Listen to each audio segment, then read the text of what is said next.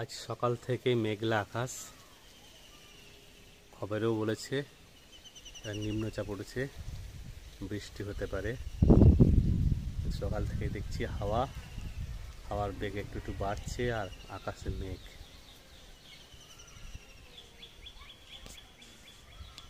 আমার টবের এই গোলাপ গাছটা দেখছি অনেকগুলো গোলাপ দিয়েছে, সুন্দর লাগছে দেখতে।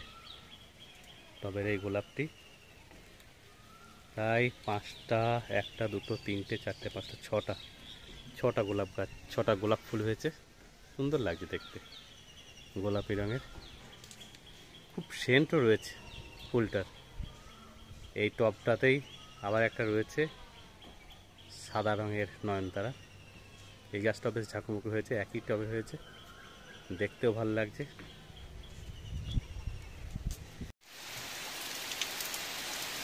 2025 সালের বর্ষা এসে গেছে ভারতবর্ষে।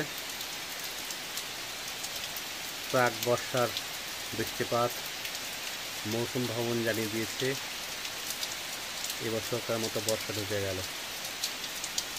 আজ সকাল থেকেই রিমঝিম বৃষ্টি।